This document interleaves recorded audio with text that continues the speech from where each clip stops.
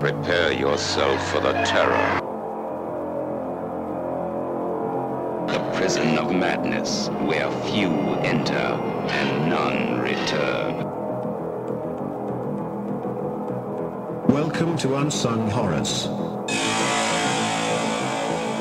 With Lance. And Erica. Leave all your sanity behind. It can't help you now. Welcome to another episode of Unsung Horrors, the podcast where we discuss underseen horror films, specifically those which have fewer than 1,000 views on Letterboxd. I'm Erica. I'm Lance. Happy October, Lance. Oh, happy October to you. Hey. It's the best month of the year. It is. It is. I mean, we do horror year round, but, you know, this month is special because we have our Horror Gives Back charity challenge. Yes, and it's my birthday month. That too, yes. And it's Halloween. Like you said, we watch horror movies all year round, but not everybody does. But this is the month where everybody's participating in what we love. Yes.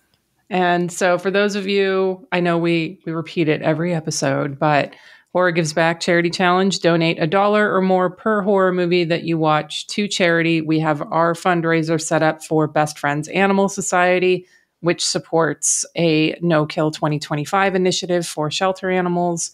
Or you can donate to a charity of your choice. I know we've got some people internationally who are doing that, and that's great. We just want to encourage the charitable action of it. And I have really big news about this, though. This year, we have someone who is going to be matching donations for us. What? I'm not going to say how much up to, but it's a big amount. Wow. So, folks, I know times are tough, but as much as you can, even if it's just like, I watched 10 movies this month, can you pitch in $10? Because someone's going to match that. It'll be $20, yeah. Yeah. So we have a matcher this year, guys. This is amazing news. Yeah. And I got one. So we have one matcher, and I'm like, I'm going to be fucking hitting up people left and right. Justin Thoreau, where you at? I know you love animals. I'm going to be fucking tagging that guy in everything. Fuck yeah.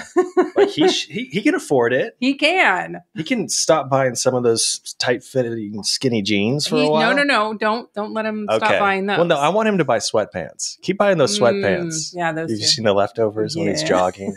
I think you know what I'm talking about, everybody. I'm thrilled. Like, that's amazing news. October just got better. Yes. So really excited, even more so than before. So Really looking forward. I already got a couple of my picks under the belt. Not a great start yet, but I got some good stuff coming. So I'm confident it'll turn around. Plus, our episode for this is it's one of my... Mine too. Okay. It is my Bleeding Skull pick for Horror Gives Back this month. It is a movie I have been talking about for fucking years. It got a Blu-ray release from Bleeding Skull this year.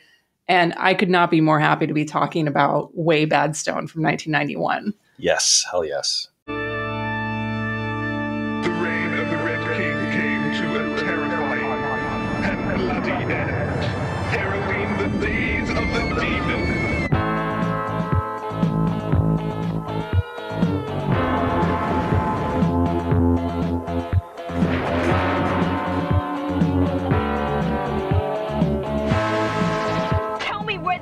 Is you little slut.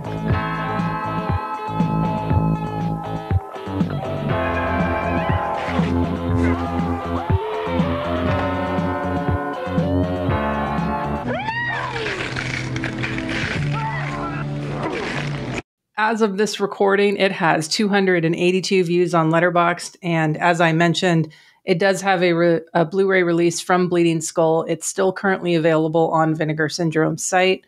You know, support and purchase if you can. Again, I know times are tough, but there is also a copyright warning at the end of this film that says violators may get chopped with a broadsword. So I saw that. If you watch this some other way, you're doing so at your own risk. Yeah, and believe me, I think... So I did watch the release. Thank you so much for picking it up for me, by the way. Everything on it. All the extras, everything. The commentaries. This release fucking rules. Yeah.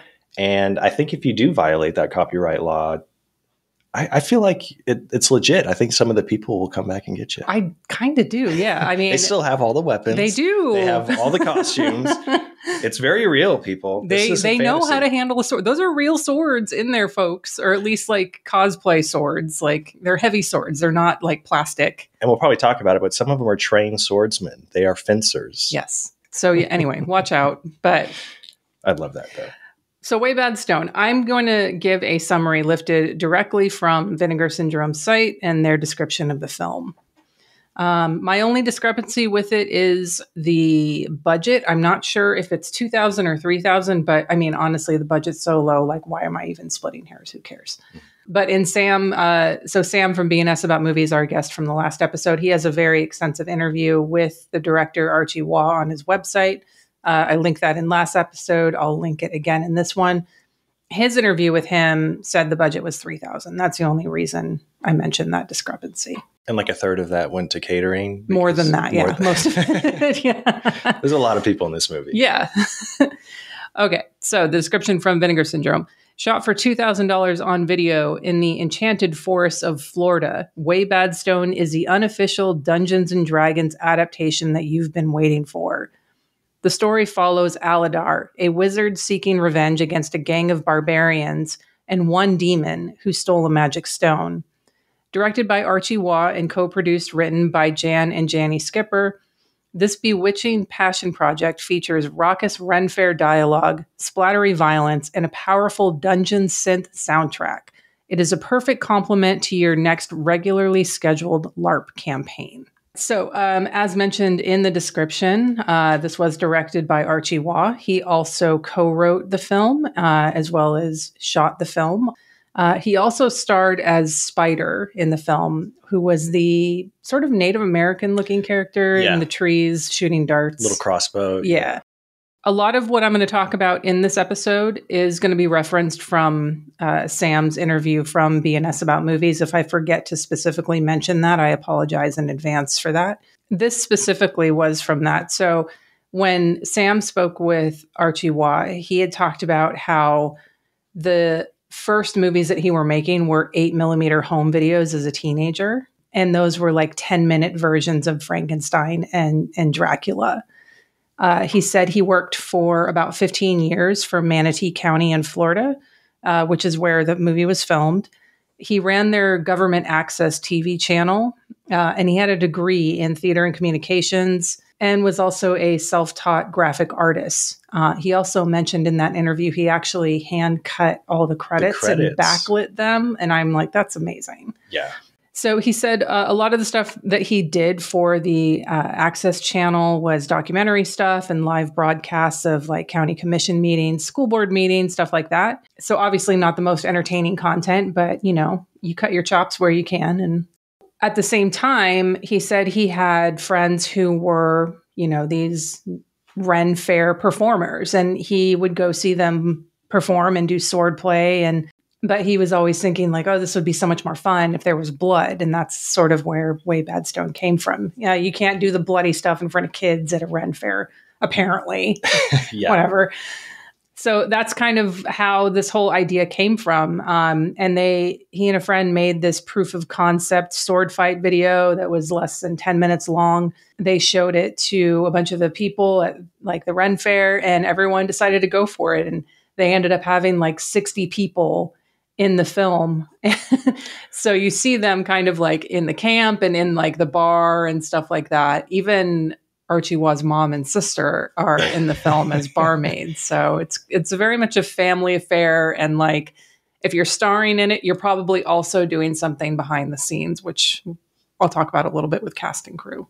Yeah. And that's, again, we just keep in mind, everybody, that this was made for under $3,000. Mm-hmm. And the cast is enormous. And we always champion DIY films like this, especially when a cast is this large and the attention to detail is so well done. It's friends just getting together and it's a passion project. Like they're just very passionate. They're seeing it through. And that's why Way Bad Stone is, I don't know. It's one of my new favorites. Oh, yay. But it is a very interesting approach. A lot of the stuff a lot of my notes are based on the commentary with Archie Waugh and Jenny Kafka or Skipper. Yeah. How they Archie and Jan, they picked the cast from the medieval fair and also people from the local theater, and then they wrote the film around the people that they had. Yeah. Like if they had an actor or a performer that didn't feel comfortable having dialogue, they wouldn't give them dialogue. They just put them in the background or do fight scenes. And yeah, it's a very interesting approach to be like, okay, we have this group of people. Now let's write the characters. Yeah. And I love that. Yeah, me too. Even, I can't remember which of the commentaries it was, but one of them, he was talking about the title of the film and how it was some guy suggesting, like said the name Way Bad Stone, and he joked about it being a very sort of like California slang. Yeah, like and surfer sounding. Yeah, and I joked about that last episode, and it's actually true. Dude, the stone is it's way bad, man. I love it. And then Archie said he created the graphic design on his own, and he kept, it was basically a working title. It sounded like Way Bad Stone, but I looked at the title, the font that I created looked awesome. Yeah. It stuck. Yeah. I'm glad it did. We're going to talk a lot about the special features on here. There's 2 commentaries on the release. One of them is with Joe and Annie from Bleeding Skull with the director Archie. And then the other is with Joe and Annie again, with Janie Skipper, who plays one of the main characters in the film, as well as being behind the scenes co-writer, producer.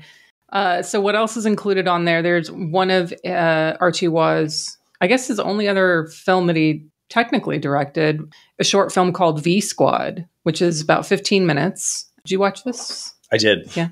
Yeah. I liked it. It stands for Vampire Squad. There's a V virus going on. It's very kind of like John Carpenter's Vampires or Hunters. A little bit of like Underworld. I think some people were mentioning it because there's like a werewolf in there at some point. And I was when the werewolf showed up, I was like, fuck yeah. Yeah. And then when it ends, it's a to be continued. So the vampire and the werewolf are going to get, obviously I'm spoiling the 15 minutes short, but this werewolf pops up because they kind of hint. It's about like these group of kind of mercenaries that are hired by the government and police who want nothing to do with the V virus. They kind of want to stay away.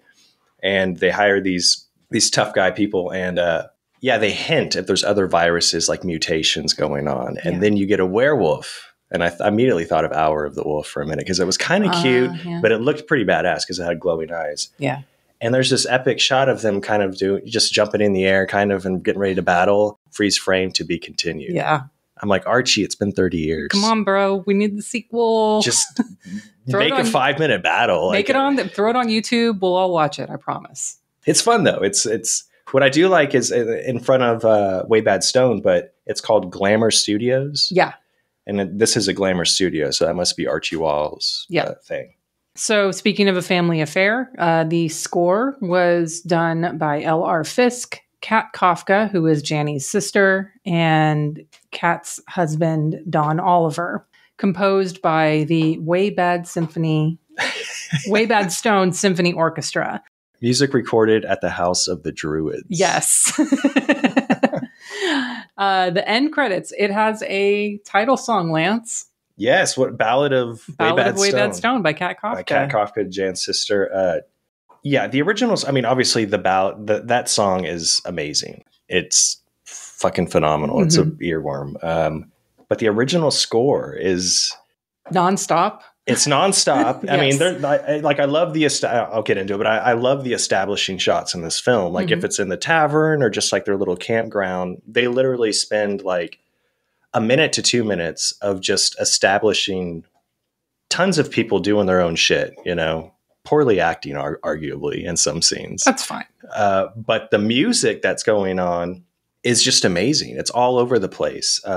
Joe, I had actually never heard this, but you mentioned it too, I think in the summary, but dungeon synth. Mm-hmm. I never knew of this genre before. Oh, never really listened to it. I did listen to it because to me it sounded like some music in this actually sounded like something lifted straight from John Carpenter's Lost Themes records. Sure. Like it's that kind of catchy and good and melodic.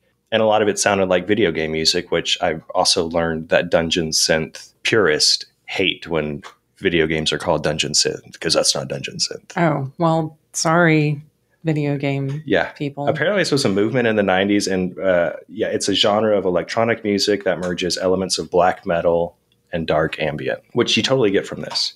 So are you a new fan of the dungeon synth? Yeah, I mean, I feel like you could probably label a lot of the current composers as dungeons. You know, Steve Moore could be kind of dungeon synthy, or you could even take a step back and look at like John Carpenter being kind of dungeon synthy. I don't know. It's a new genre for me, so I have to like, it's just kind of doomy synth. That's what it seems like to me. There are some scenes in this where there's like somebody's just shredding on like a shitty crate amp from a pawn shop, a guitar solo, and it's just and I don't think that goes into dungeon synth at all.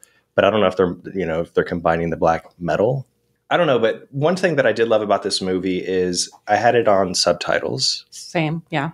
And every time a new description of the music would pop up, I took note. Oh, I would love to hear this list. So here we go. So cosmic music continues. That's in the very beginning. And when that popped up, I was like, okay, it's very cosmic-y. And then it goes to haunting whir, cosmic wind churns, exotic medieval music, dramatic electronic twang, upbeat retro music, contemplative music, emotional retro music, retro tavern music, passionate music, which it wasn't very passionate, but oh, it's not during the sex scene. It was during the sex scene, but it wasn't very passionate. That, yeah. It was like, I'm dancing here. Calm retro music, somber music, epic retro music. I'm like, they're all fucking epic. Retro rock music, dramatic percussion, accordion whirl. And then there was a great sound effect that popped up, a great caption that I had to note, knife squishes skin. But I don't know if Bleeding Skull did the subtitles. That sounds very Joe and Annie. It does. There was no dungeony synth. I was hoping, I don't know if, but it was brilliant. Whenever it popped up, I was like just typing away. Yeah. Because there's a lot of music. This movie is surprisingly very music heavy there's a lot of dialogue, but it balances itself out with the music. Yeah. And so the sound effects, you mentioned like the squishy noise. I think it was in Sam's interview where he mentioned like a lot of the Foley work that he did, that Archie Waugh did in post. He was like crunching celery sticks and stabbing or cutting like lettuce heads in half. And like, I read that before rewatching it and I heard the lettuce and I was like, oh damn, I wish I hadn't read that before. I mean, it's fine. Like, I know like, that's funny. It's funny, but I thought it was cute. So. It's like learning in Psycho. What did he use? Did he use like a knife and a cantaloupe or a watermelon or something? Or cantaloupe and you can kind of like every time I cut a watermelon, which is all the time, I don't know, but I hear it. Watermelon's delicious, Lance. I love watermelon, but I usually get it pre-cut. Easy. Well, I get the personal, the small ones. Oh, there you go. Yeah. I keep but it I don't fresh. eat it all at once. But yeah. I eat it like an apple. All right. Okay, screenwriters. So besides Archie Waugh, I mentioned Jani Kafka / Skipper. She also worked on a short film called The Maiden, and that's also on the disc. This one's only about 5 minutes long. It's basically on a stage where like a maiden is in a cage and someone comes to rescue her. Very basic short film. Yeah, filmed in 89. It seems like it's the same cast from, I think there's only like 5 people. They're all in Wayback Stone. Mm-hmm. It feels like it's like a lost, deleted scene from Wayback Stone. Yeah. And then she also worked on the other film, the bonus movie that's on this disc. This disc is stacked, y'all. Ionopsis from 1997, which is listed as a spiritual sequel to Wayback Stone. I'm going to say no. I'm going to agree with you on that one. I mean, I get it. Like, we're in a forest and we have a band of people going on a mission. And there's I see the parallels to it, but Wayback Stone is so much better. Ionopsis is very dialogue heavy, not nearly as fun. Yeah, exactly. Janie nailed it in her commentary when she said that Ionopsis is not as good as Wayback Stone. Too much talking, not much action. Yeah. And she wrote it. She wrote the Ionopsis. Yeah. And as I was watching it, I mean, my notes are like as long as Wayback Stone while I was watching it. This movie like sucked me in. It's very horny. I mean, it's horny. Everyone at Ren Fair is fucking horny. Yes. Kids are hanging out, like men are swinging swords around. Like, it's a horny affair. And it's a horny affair. And it's also a family affair. So what's going on there? Yeah, no. And as I was watching, I kept thinking that too. I'm like, okay, this is, Jan and Janie are obviously very much they were into D&D. She said that they played, they didn't have a lot of money, so they bought like a D&D, playbook and just a fun and inexpensive way to play on the weekends, do something on the weekends with friends. She loved comic books. She loved science fiction. And as I was watching Ionopsis, I was like, okay, I feel like, and this is no shade, but I feel like LARPers or like really nerdy fantasy people would be like laughing and loving all the dialogue because it is so much dialogue. It feels like it's 2 hours long of dialogue. Yeah. And I felt like some of it flew over my head, like the way they were talking and like, dear sir, come to the forest and let's sprinkle the fields with, magic. But I feel like she was probably pulling a lot of stuff that they know about that flew over my head. Yeah. I don't know. I feel like it's made for a smarter audience.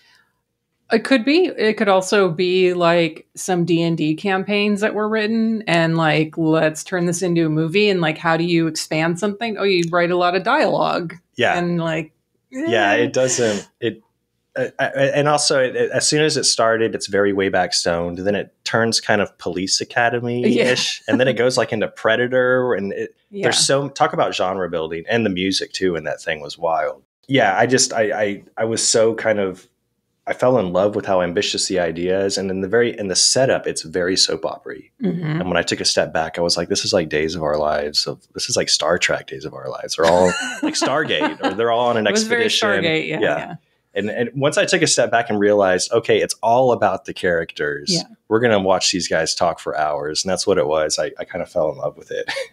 Yeah. So Archie Waugh mentioned in his interview with Sam. So Janie Kafka, she plays the female lead. They started writing it. And then her husband, the late Jan Skipper, who played the wizard Aladar, produced it. And then they ended up, he said, with 65 people in the movie. Wow. Yeah. That's amazing. That's huge for a shot on video film. Like usually shot on video is like, single location, maybe a few places outside and like maybe 5 people. Right. Yeah. This was filmed on, I think Archie said he had 6 acres of his own land and where he still lives. All the interior shots, the sets were built in his own home, which is so impressive because they look like fucking castles. Like, it looks like, It looks, I think he said something like, it looks like it's been lived in. It doesn't look like we just popped these up.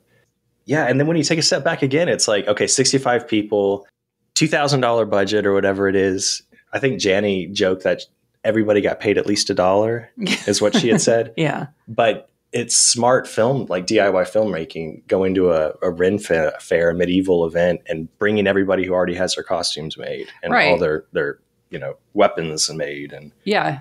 You already have all that stuff. Plus, I think in the Archie Waugh commentary, he mentioned like Annie was talking about the attention to detail, how like in Aladar's home or his castle or whatever, like his main room has all these like trinkets everywhere and they look like they belong there. They do. And he was like, yeah, that's mostly from my house. Yeah. And my grandmother, or like he said, like his family members were antiquers and stuff. And it was just, it's like a perfect storm. And then you get the music, who are just relatives that probably, they wanted to do it. They kind of threw their hat in the ring and they're doing everything for free.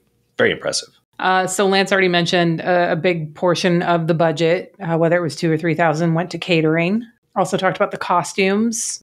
So Waugh said in his interview that most everybody either had their own costumes or they made them, or Janie kind of helped construct a few of them. He said it never bothered him if someone was wearing like some piece of modern clothing within there. And it's like, if you're pointing that out, you're sort of nitpicking. He said it wasn't meant to be a for-profit project. And that's when, the love really comes through. When someone's making something like this for fun, you can tell. Like it's clear when you watch Way Bad Stone, they're not doing it for money. You can tell like they just are having fun with what they're doing. So they ended up taking it to Dragon Con and selling it. And that's the audience for it. Absolutely. He even mentioned taking out an ad in Fangoria, and they sold some tapes that way as well, which I think is great. So Waugh also said, quote, "I've always described it as a home movie that got out of hand because we really had no more intention to do anything with it other than make it for ourselves. And then once it was shot, I don't want to get into personalities, but there were, let us say, some interpersonal conflicts, so to speak. And at one point, I was left to my own devices and left to finish things. There were a lot of voices in my ear, though, that had an idea of what I should do. But I stuck very close to the shooting script as I edited it, which was done with 2 VCRs. If I was off by 2 frames, I'd have to do it again. It was analog and linear with no room for mistakes, and that's why it took so many months to finish the picture. Yeah, that's insane. Again, it's like the passion and the drive to just keep going. He could have just quit easily. Yeah. Because he was doing this deck to deck. Like everything was just VHS tape. I think he said in the commentary that, one night he would spend up to like 5 hours on a particular scenes, doing deck to deck, getting all the shots and stuff. And it pretty much added up to like 20 or 30 seconds, that editing job. I would quit. But he was persistent. He wanted to complete it. And that's where I'm like, oh, I love this DIY mentality. So mention the credits all being like designing the lettering and hand cutting those. The castle shots at the beginning were a toy castle that was shot against black cardboard that had pinholes in it.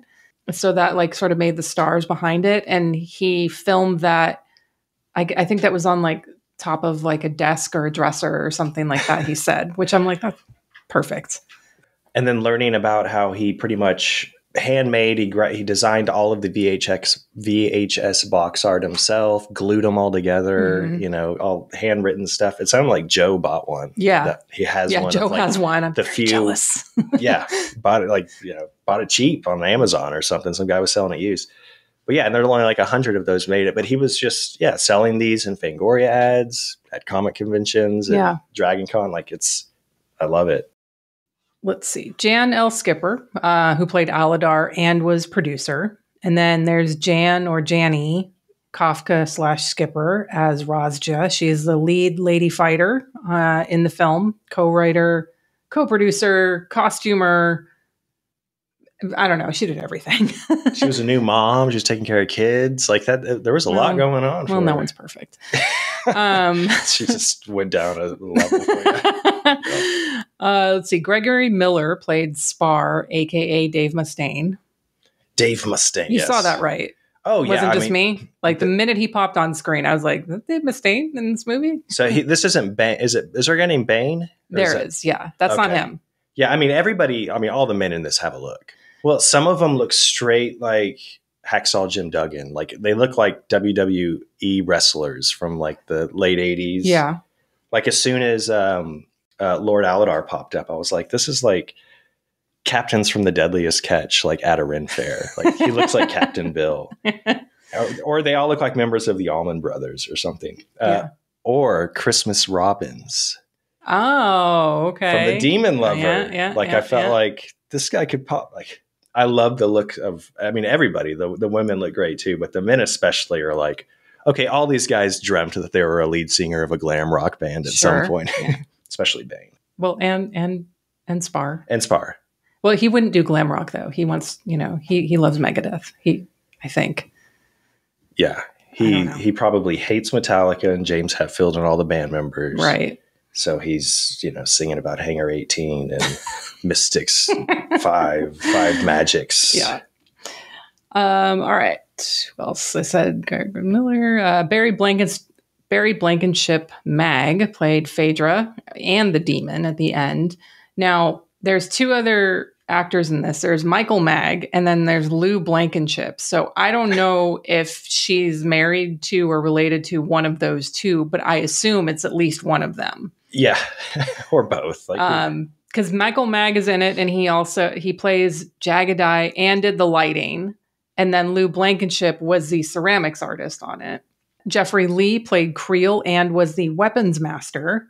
And then, of course, I mentioned earlier that both Archie Waugh's mom and sister are in the film as barmaids. And Sam mentioned it in our episode last week, how, Archie really treasures this movie because his mom and sister are in it, and he doesn't really have any memorabilia or photographs or video of them other than this. So they sort of live in his memory in the film. Which I think is that's great. awesome. You mentioned something earlier about the actual swordsmen in this. Yeah, well, Janie mentioned that her parents, I think, were fencers. Her dad was a fencer, and that her and Janie also were fencers. Like they were kind of not, I wouldn't say professional, but I think they did like tournaments and stuff. So, and they did stunt work at the Ren Fair at the medieval events. They were, quote, stunt people. I mean, and you can see that too. Like they're not just like sword cross, sword cross, sword cross, stab. You know, it's like, I mean, it is a little clunky for sure, but like they're also wielding actual heavy weapons too. But they're also like flipping over each other and doing like some wrestling moves, jumping out of trees. And they're and from what Archie had explained was basically once they had the cast together, they had the script, they knew which two characters or more were battling against each other. He was basically like, you guys go off and choreograph your own fights. Mm-hmm. So you can see who the stronger stuntmen are or the choreographed, fighters. Yeah. But they're all equally endearing and fun to watch. And it's a huge battle at the end because you have background and foreground battles. It's epic. There's like a lot happening. The epitome of epic. And I think he said in the commentary too that like they had to have a schedule of who was fighting who when, because they needed to make sure, like, for continuity. I'm like, who thinks about continuity when making an SOV? Like, fucking amazing. Like, that you would even think to do that. Like, anything else. Fucking, I love you, Tim Ritter, but my God, that man, like, he'd be throw someone in who died 5 minutes ago in the back, in the crowd, like, right behind somebody. Like, it's, whatever. It's fine. Yeah. But, like, the fact that he even planned this out to make sure, like, okay, well, if you're fighting, you're dying, then you can't be in the foreground of this scene, kind of, And if you're running in the background, I made note of that your fight is coming up, like it's like the attention to detail. I know Janny Skipper in her commentary, she said that Archie Waugh like, he was an amazing director. His attention to detail was like insane. One of my favorite things also included on the special features is that photo gallery. Did you go through that? Yeah, a lot of those are on there's a Way Bad Stone Facebook page, which I found years ago when I first watched this film. And I was like, oh my God. They're all super sharp, clean pictures, all of like, the making of behind the scenes. And you see Archie Waugh dressed in his loincloth, smoking a cigarette, like leaning into the camera. And I'm like, I don't know. It's funny. Like he was probably in that character the entire shoot and he was, conducting this kind of masterpiece. He had all the notes in his head and he probably had, he's just like a master wearing a loincloth and a beaded necklace. So I have, I know you're going to be surprised. I have never LARPed before. So I cannot speak to the culture of it, but I know you and your friends made your own movies when you were younger. Yeah. Do you feel like there is, like, these two things are very complementary? Like, it almost is like, why aren't there more of these? Because LARPing seems like just pick up a video camera and make an SOV movie. Like, it just seems to go so well together. And it's just sort of like intersection of these subcultures that I love.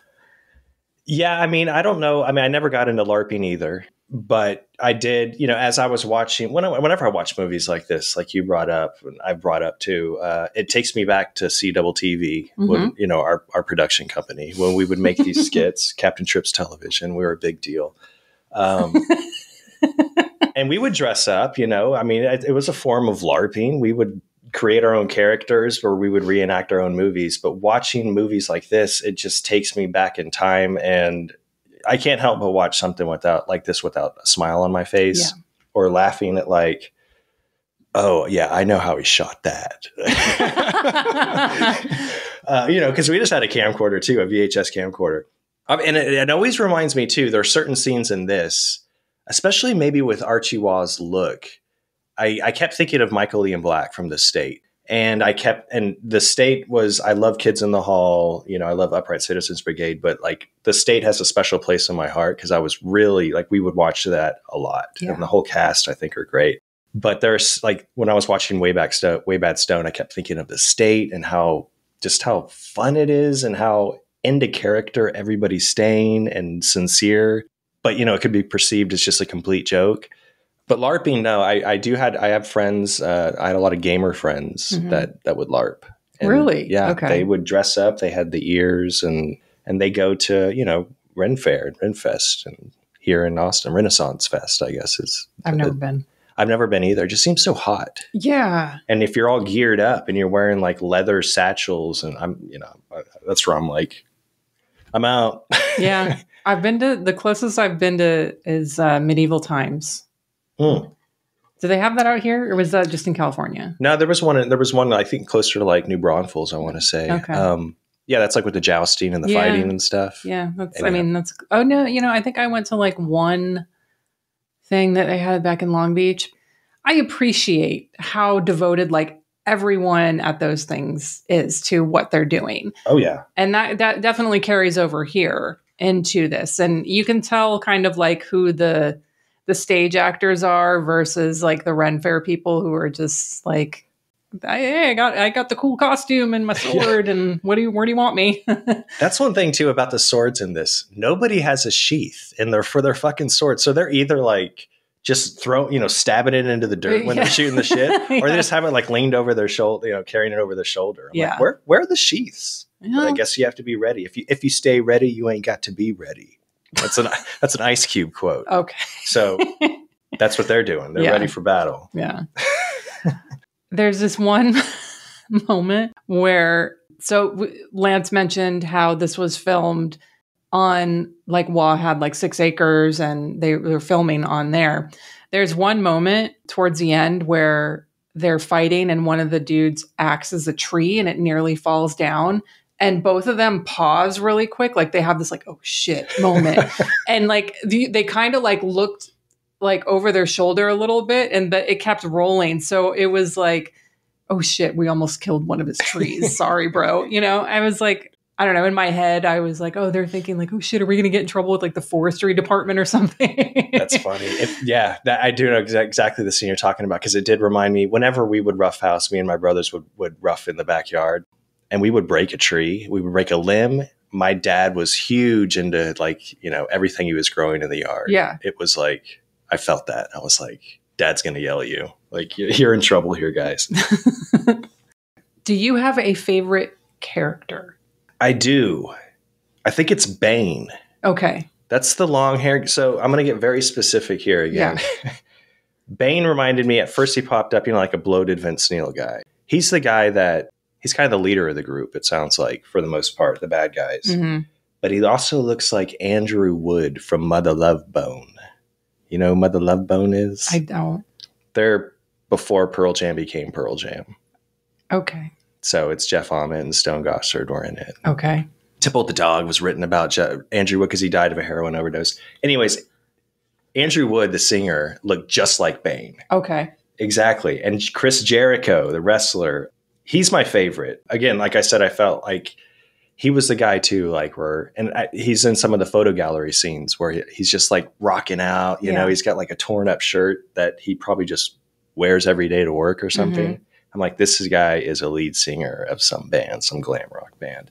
I felt like he had the roughest death too. Yeah. Yeah. Because he was stabbed, he was gutted. And then at the very end, spoiler alert, the demon pretty much like scalps him. He's a tough motherfucker. And he like his character didn't deserve to be that tough, which is what kind of I appreciate. Like he just kept going and I'm like, oh shit, Bane's back. And when he was fighting, there's one of my favorite scenes too. When he's fighting a guy, he smashes his face into like the cut open stomach of his friend. He's like just rubbing his. Yeah, Bane was my favorite. I was very. He was a charismatic guy, and he felt like a wrestler. Like I was watching a really good wrestler perform. There's some great deaths in this too, like that one that you mentioned, and I know I've mentioned it before, but like this isn't a horror movie until like the last, and even then, like it's not really a horror. It's just it's a bloody sword and sorcery movie at the end. Yeah, but there's axes to the heads, there's impalements, there's scalpings, there's hands are getting chopped off, decapitations from like the demon, like throwing heads around, and like it's just so much fun. And I think he mentioned there were like 6 gallons of stage blood used for this, and in a very short period of time. Like there's a few kills leading up to it, right? Like when Aladar summons, all the warriors, to get the band back together, and like the big guy, he's like best friends with Razja. I can't remember his name. I liked him. Yeah, he was cool. But he's like battling like 3 guys and then he gets the call and he is like, oh, fuck it. And he just one's fail swoop just fucking kills them all. And I was like, I like it. Yeah, he gets them. Like, and it's yeah. There's a throat rip too. Yes. There is like a Roadhouse throat rip. Yeah. There's one guy who is like, he has a spear, I think, in him. And then he walks up to the other guy and, pushes the other guy onto a spear. And then he falls on him and then he kisses him. Do you? Yes. I mean, there's scenes in this that like, it just like, I'm just like, where's this going? And and we haven't talked about the sex scene either that pops up. No. So one of the guys who gets summoned is in the middle of having sex. He's apparently a gigolo because he's the one who's supposed to get paid. Right. Yeah. He's like, you can pay me next time. Yeah. And, he's fucking and he gets a summons and he's like, well, gotta go. And he just pieces out right then and there, like respect, leaving before you nut, like good for him. Yeah. I mean, he looked a little bit like MacGyver. Again, I'm like, he reminded me of MacGyver and, it was a very angry Cleopatra he was given it to. And as soon as that scene, it pops out of nowhere and there's ass shots. And I'm like, what is happening in this movie? Like it's going another level. Like, I don't know what to expect moving on. Yeah. And then he leaves and she grabs a banana and I'm like, oh, yes. Are we? And then she's like, no, she throws a banana. And I was like, okay, well, it's a thought that counts. It is. And it's just as good. So, I mean, I did a really brief summary at the beginning, but so Aladar, he gets his stone stolen. He gets his like band of helpers back together. Like he summons all of them, but really like you can kind of tell there's something sinister going on behind his eyes. Like once he gets everyone together and like they're starting to suspect it. And in the end, like everyone fucking dies. Like it's complete carnage. Yeah. There is a Darth Vader moment with Aladar where he's like, we must find Aerith, the girl. And one of the guys like, or he says, we must find Aerith. That is foremost. Yes. Again, awesome dialogue. And one of his warrior friends says, and the stone. And he's like, leave the stone to me. Yeah. And very Vader, like, and just kind of walks off. And that's when you obviously know, like, this guy's up to something. But yeah, at the end, it's like any of your favorite characters, don't be too attached to them because, female darkness from Legend pops out. Like her makeup was badass. It is. She wins. As well she should. It is the age of demons now because she's killed all the protectors of the Red King. And now it's demon times. And I welcome it. And that's probably where doesn't she like pick somebody up? I think it's Phaedra or something. And it's just like a gallon of blood going down her legs. So that was really cool. It gets gory at the end. It's worth sticking around. I mean, I think I want to talk about one of my favorite scenes, which is in the tavern. And I think it's Janie Skipper playing she's getting ready to take her top off because she lost some bet. And, all the guys are like, all being stupid. And then she has that vision, the summon, and she's like, I got to split. And then the guy's like, no, I won this bet. And she reaches and she kisses him and says, I'll make it up to you. And everybody just starts laughing just so cheesy. And the guy that she's kissing, it looks like he's getting ready to cry, but he starts busting out laughing like a crazy person. And she turns around and lifts her sword up. I think that scene kind of summarizes my joy watching this movie. It's like everybody is happy. You don't know what emotion they're trying to portray because of their acting abilities for the most part, but it's still so endearing and so much fun to watch. One of my favorite scenes, without a doubt. Yeah, this is one of those that's like, where did I initially watch it? It was either on YouTube or Cave of Forgotten Films like a few years ago. And then just randomly, like I saw something and I saw the description and I was like, oh yeah. It's just so refreshing to see people have fun making movies and verified by the interview where they weren't doing it to make money. They were genuinely doing something like this for fun, like getting their friends together and like that type of not even like there's not even really like, I mean, there is ambition behind it because of like how hard he worked on it after the fact. Right. But there's not like these delusions of grandeur about it's no like Steve Barquette type movie where he's like thinking he's making the next fucking, post-apocalypse Mad Max movie or whatever. It's just so genuine and refreshing, and movies like this just make me happy. 100%. And I kept thinking too, when I was listening to the commentary, like how you stumbled on it by accident. And it was like, oh my God, I love this. Can you imagine answering the Fangoria ad, sending off because in the photo gallery, they did have the ad. Mm-hmm. Somebody still had the ad. And it was, quote, "The first sword and sorcery splatter movie. Vengeful wizards, beautiful babes, and lusty warriors and blood-splattered combat. Incredible body count. Not rated. $19.95 plus $2 shipping."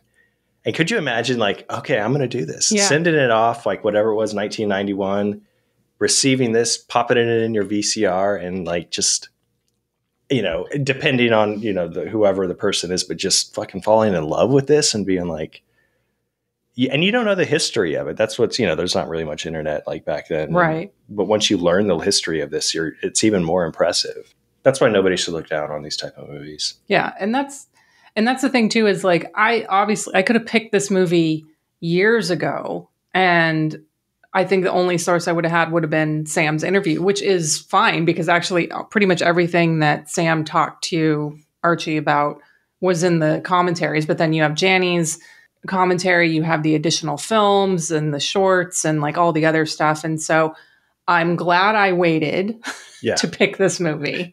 And I'm glad we finally got to cover it. I hope more people watch it. Do you have any other final thoughts about Way Bad Stone, Lance? I mean, obviously we love it, but you have to take it for what it is. Sure. Most of these movies you do, this is a bunch of friends and family member literally getting together and making a movie for, let's say, less than $3,000. Yeah. Spending weeks. Like I think they said they started shooting in November 1990 and ended maybe early January. So, shooting on weekends, everybody's working day jobs. Janny said she was taking care of 2 kids. Everybody's throwing in their like few dollars they have. Jan was a surveyor at some like big engineering company, and he pretty much paid for everything that he could. And he would work nights. You just kind of have to take a step back and take it for what it is. Like all these guys just stuck with it. Archie would spend, who probably knows how many collective days editing this thing deck to deck. It's just so impressive to think about somebody who just stays this persistent and makes something that just puts a smile on my face when I watch it, and I laugh, and I can't wait to watch it again. So love it. Love the pick. Glad you waited as well, because you have been telling me you got to watch this since day one. Yeah. And I literally had to buy this movie for Lance to get him to finally, and pick it for the podcast to get him to finally watch it. I'll openly admit, I'll be the first to admit it. I dropped the ball on that. But again, it's a perfect time. It's great for Horror Gives Back. Could be your Unsung Horrors pick. Could be your Bleeding Skull. Could be your 1990 pick. 1990. Yeah, there's a lot of categories, and I recommend everybody watch it and buy the Blu-ray. If you can. All right. Ask Erica to buy it for you. I don't think I can. I think they limit you. So I've already bought my 2 copies. I think it's just probably per order, you think? Or is it actually like flagged to your account? I don't know. That's yeah. No, I'm not buying it for people. You guys can get it yourself. I'm not fucking rich. I guess I could buy 2. No. All right, Lance, double feature pick. Speaking of 2, I mentioned Christmas Robins already in this, okay? And every man has a look, and every guy has a look in Way Back Stone. And as soon as Christmas Robins, as Laval Blessings, I think was his name, as soon as he popped up in my head, I couldn't stop thinking of The Demon Lover. Mm-hmm. So, and it's awesome to think about how Way Back Stone was made in 1990, where The Demon Lover was 1976, 77, and how there's similarities there visually, especially. I feel like they could each have popped up in either movie. That is my double feature pick. We have a whole episode on it, obviously, that it was one of your picks. You should listen to that episode. If you do watch The Demon Lover, you have to watch Demon Lover Diary. Yep. But the pick, it's mainly due to the look, the acting abilities of the characters. There is a fantasy element. There's swords. There's a crossbow. A guy gets shot in the dick Yep. by a crossbow. There are castles. There's a great line from Christmas Robins that says, well, if there's no hassle, let's go inside the castle. Oh my God, I remember that. Yeah, it's so bad. There's a demon, but it's all about like the long-haired, subjectively bad actors. Yeah. And I think it's just a fun, I think they're both around like 83 minutes, and it'd just be a good time to just smile and laugh with your friends. What about yours? So in Sam's interview with Archie, he actually asked him, what were some of your influences on Way Bad Stone? And Archie said, quote, I liked stuff like Sword and the Sorcerer, Deathstalker, and Beastmaster a lot, but I also grew up on Peplum films. When I was a kid, that was my Saturday afternoon, watching Hercules or Maciste or whatever they renamed them in the US. I appreciate the frank amount of gore that they had in them for the time. So I am going with what's probably my favorite gory sword and sorcery film, and that is Fulci's Conquest from 1983. Oh, yes. Slightly higher budget, but, it's a sword and sorcery film with just, it's got that filter on it, lots of haziness, the gore, just one of those movies that you can just kind of put on in a lazy afternoon and just, you don't need to know really what's going on. You're just enjoying what's in front of you. Yeah, that's a great pick. Thank you. Good stuff. I thought you were going to go with Kroll, because I remember Janie in her commentary said she was a big fan of Kroll, and I was like, oh, that's a good double feature. Yeah, I'm not the biggest fan of Kroll. No, yeah, so that was one I grew up on. Yeah, Conquest is better. I think I think I remember my review saying like only Fulci can make a burning body feel like a lovemaking scene. Like it's all hazy and beautiful music. And yep. I need to rewatch that movie. Yeah. All right. Next pick, Lance. Next pick.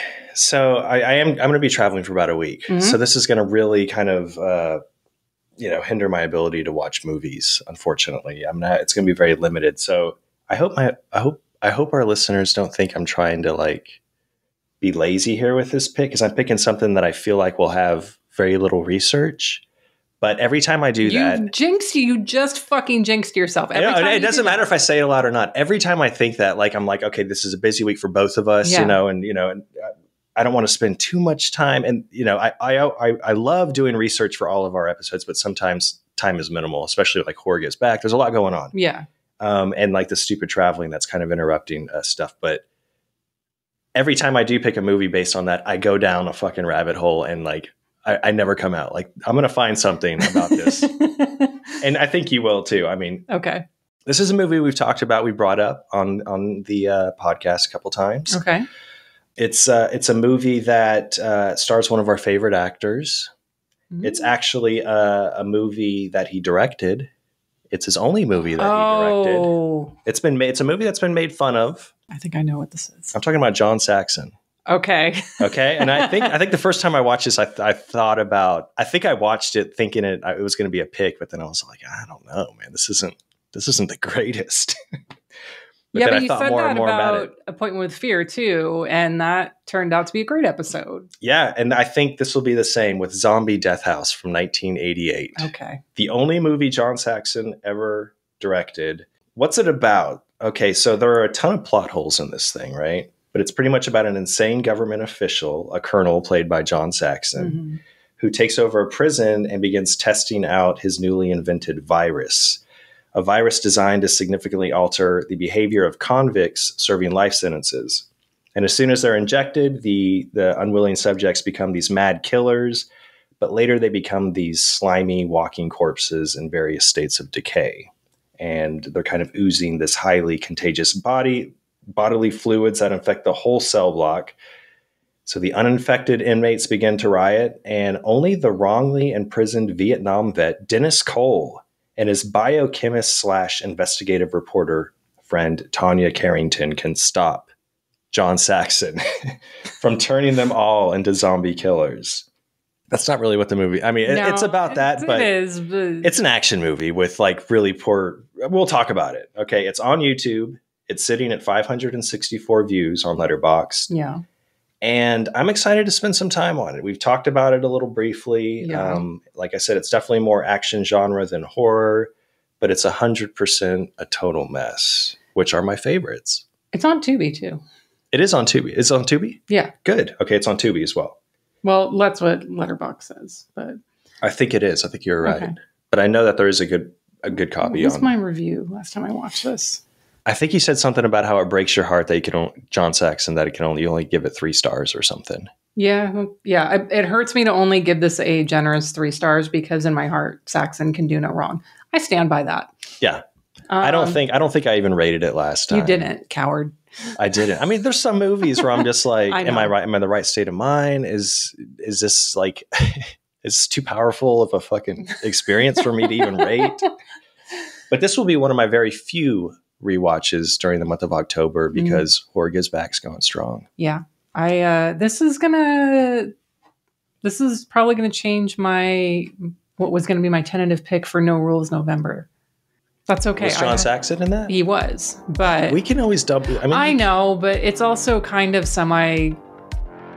it's too close, which is fine. Like I had a lot on my list and I was like leaning towards that and then I was like, maybe, and I got this. I have plenty of ideas. There's too many ideas for No Rules November. Okay, it's good. fine. Don't worry about it. Yeah, I really wanted to pick, because I don't have Zombie Death House because it's not a first time watch on my Horror Gives Back list. And I was going to pick like the Philippines movie. I was going to pick Doris Wishman's A Taste of Flesh, which I loved, but Doris Wishman deserves a lot of time. Yeah, maybe even a guest, like maybe even get Oh, Liz. we're about to get Liz, yeah. So I that one's on the back burner because Okay. I did watch that and that was a lot of fun.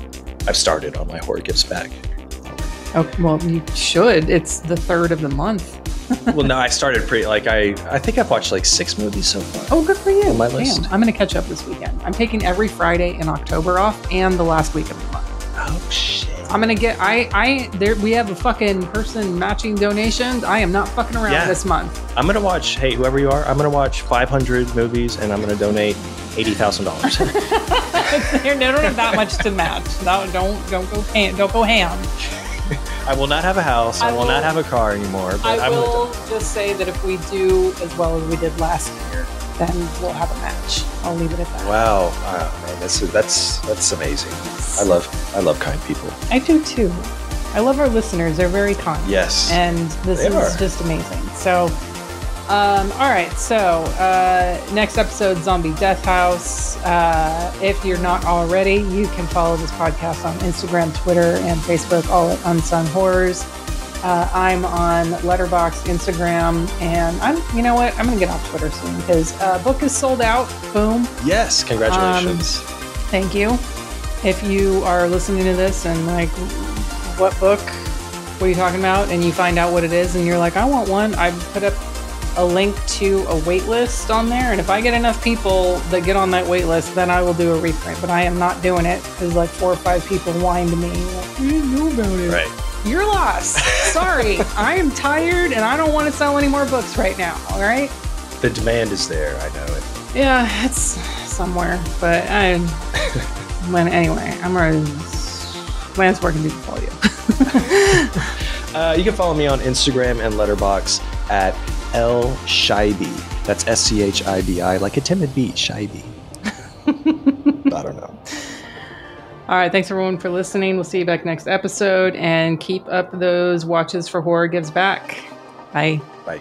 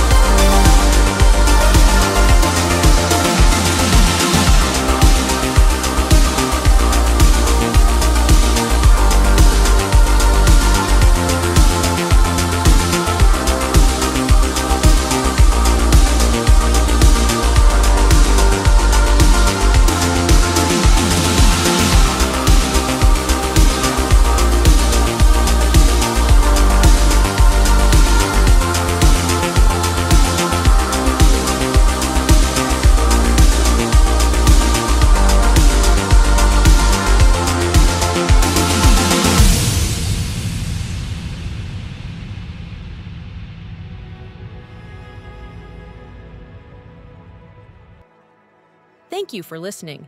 To hear more shows from the Someone's Favorite Productions podcast network, please select the link in the description.